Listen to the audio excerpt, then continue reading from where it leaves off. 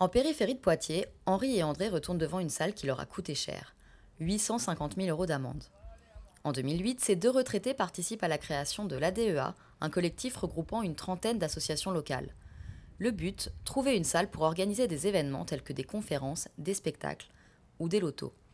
Mais ces derniers ne plaisent pas aux douanes qui poursuivent l'ADEA 3 ans après le début de son activité. Les gendarmes nous ont reproché une organisation de loto prohibée, alors que nous avions, nous, le guide préfectoral qui nous a toujours été notre bréviaire dans cette affaire. Mais le tribunal ne prendra pas en compte ces précautions.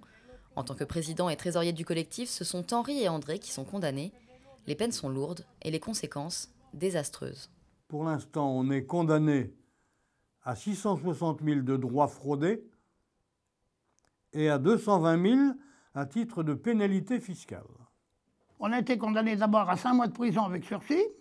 On nous a confisqué pour les uns les biens, pour les autres, en ce qui me concerne, mes comptes en banque. Alors qu'actuellement, mon épouse, elle est en maison de retraite, il faut que je paye 1 800 € par mois. Ma maison est hypothéquée et une hypothèque de maison, cette maison que je possède depuis 50 ans, ça fait quelque chose. Henri et André ne géraient pourtant pas l'ADEA au hasard. Ils avaient pris conseil auprès d'un huissier, d'un expert comptable, d'un avocat et même de la préfecture. Or, pendant 3 ans, personne ne les a prévenus des risques qu'ils couraient. Si on nous confond avec une salle de jeu, il fallait le dire plus tôt. Nous, il n'y a pas de problème. On est des bénévoles, on arrête si ça ne va pas.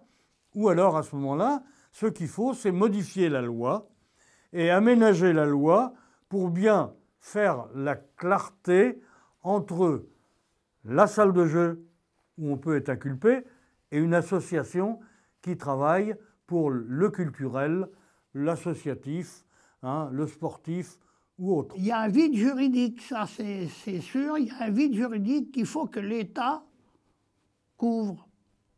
Ce n'est pas uniquement pour nous, je pense à ceux qui ont été condamnés et à ceux qui seront condamnés après nous. Aujourd'hui, après un procès en appel infructueux, Henri et André se pourvoient en cassation. Comme eux, des dizaines de petits animateurs sont concernés. Pris dans une tourmente juridique, tous attendent un signe de l'État pour modifier la loi.